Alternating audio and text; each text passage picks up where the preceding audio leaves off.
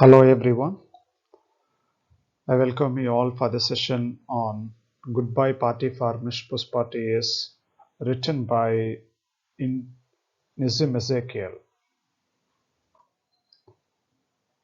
Nissim Ezekiel is known for the contemporary Indian English poet, and he is the father of modern Indian English poetry. And he was born in a Bini Israeli family and the Marathi speaking family. And he did his BA in English Literature, MA in English Literature, Wilson College, Bombay, and he did his philosophy at Birkbeck College, University of London, and he started teaching English in Bombay. And he worked as an editor in several journals, including The Quest, Poetry India, The Illustrated Weekly, and the Indian PEN. And he worked as a journalist, he worked in the advertising field, and he worked as a broadcasting field too. And he taught in Mithiboi College, Bombay, University of Bombay. And he's a regular writer of column for the Times of India, active translator, playwright too. And these are the works starting with A Time to Change, the other poems, 60 poems, the third, Unfinished Man, exact name, Hymns of Darkness. And the poem which we are going to deal with today is taken from this collection called Hymns Darkness and is later date Psalms and so on. And he also won the Sadhya Academy Award in the year 1983. And he was honored with a title Padma Shri in the year 1988. And general themes of Ezekiel's poetry are love, sex, alienation, death, loneliness, Indian scene, urban life, and spiritual values. And his writing style, ironic perception, and a distancing of emotion that have been his major focus in his writings. And to have a brief idea about this poem, Goodbye Party, it has been taken from the collection called Hymns and Darkness. Of course, this poem is a parody and a satire on the usage of English language by some Indians. Of course, uh, don't think that the way it has been written that Nissim Ezekiel is not a good writer, and it is a satire. And a habit of using present continuous tense among Indians are quite familiar when they learn the language. When they start learning English language, they quite often use present continuous tense where it is supposed to be a present indefinite tense. And this has been written in the form of a dramatic monologue where he makes a speech, reflects more about him than anybody else. And the occasion of is the farewell party being hosted by a group of friends in an organization where they work, and Miss Pushpa is also working in that organization and she is about to resign and go abroad. And you see use of grammatically incorrect, inappropriate phrases and expression marks the poem bring out the outrageous use of English by native speakers. For example, departing for foreign, all-knowing friends, coming from very high family. The reason for writing this poem, Goodbye Party to Miss Pushpa, especially the reason for Nissim Ezekiel, making satire on Indian English is that uh, a friend of him once appreciated Nissim Ezekiel saying that, Nissim, you are good at English. And why don't you make an attempt of Indian English? And then he started observing while commuting from house to college and college to house. He used to travel in train in Mumbai, and he started observing the way Indians speak English language in the train. And he started noting down, jotting down all those phrases, the way Indians speak English, everything was recorded by Nissim Ezekiel and started writing a poem on this. This is how the poem, especially uh, Goodbye Party to Miss Pushpa, and there is another poem called The Patriot, written by same Nissim Ezekiel, where he satirizes how Indians use English.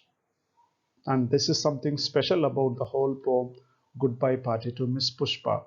Of course, the title itself is Goodbye Party. Usually it is not the goodbye party, it is farewell party. Farewell party is the right word, where he uses goodbye party, how Indians use this language.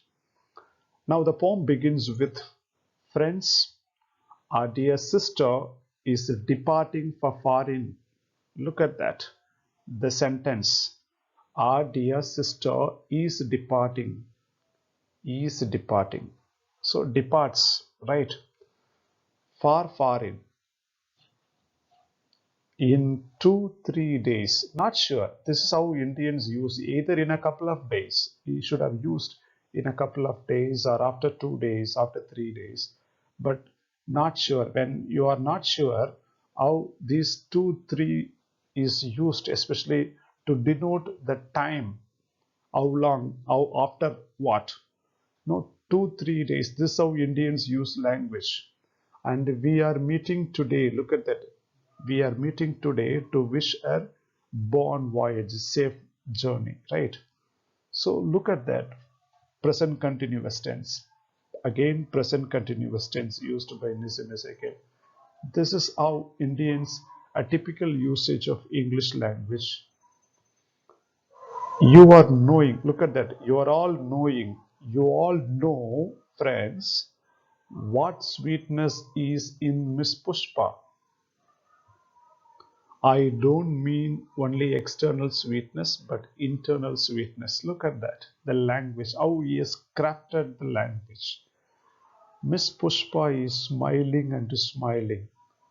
And this should not be in present continuous. Rather, it should be in Miss Pushpa smiles and smiles, even for no reason, but simply because she feels. She feels. Now you make use of this poem to teach grammar, especially the tense form. This is the right poem to teach, especially present indefinite tense for the students. And moving to the next stanza, you see, Miss Pushpa is coming from a very high family, typical Indian usage. Miss Pushpa is from a very high family, which means the status. It refers to the status of the family, the family background he tells. A father was a renowned advocate. Look at that, a renowned advocate. It should be a renowned advocate in Balzar or Surat. See, look at that, Balzar or Surat. Not sure about it. He is not sure about whether he is advocate in Balzar or Surat. And look at that. He also reveals that I am not remembering now which place. Look at the structure, the phonological structure.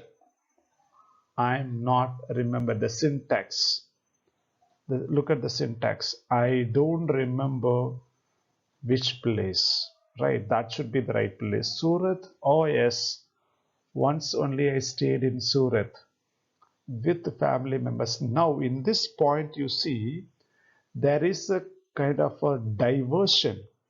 So the whole idea of the poem is it's a farewell party, right? It's a farewell party where you all gather to wish her good luck for the future endeavors. And you're talking about Miss Pushpa and the characteristic of Miss Pushpa, how she is kind and how she helps people in the office. And now there is a diversion, the thought of diversion, and the coherence is lacking here. Look at that. And now Surat, oh yes, once only I stayed in Surat. What is the use of bringing this particular stanza, which is a meaningless, which adds no meaning to the farewell party's speech? Once only I stayed in Surat with my family members of my uncle's very old friend. His wife was cooking nicely. Look at that. His wife cooked nicely, and that was long time ago. What is the use of this particular stanza? It has no meaning. This is how Indians lack incoherence. Coming back to Miss Pushpa, now he comes back to that. What is that coming back? He comes to the idea. He forgot for a while, he forgot what he was doing. She is not popular lady with men also and ladies also. Look at this. The word also is quite often used in inappropriate places with men and ladies too. Whenever I asked her to do anything, she says, it should be, she says, just now only I will do it. Look at that. Just now only I will do it. These are all Indian English. This shows good spirit of her. I always appreciate the good spirit. Whenever the word always, it is an habit. Whenever you use the word always, it is an habit where the sentence should be in simple present tense. So here, I always appreciate the good spirit instead of I am always appreciating. Miss Pushpa is never saying no. She never says no. Whatever I or anybody else is asking, she is always saying yes. And today she is going to improve her prospect. And we are all wishing her bon voyage. Now I ask other speakers to speak, and afterwards Miss Pushpa would do summing up. Look at the language used by Nissim Ezekiel. Doesn't mean that he doesn't know the language. Rather, this is how Indians use foreign language English in their day-to-day life. Thank you.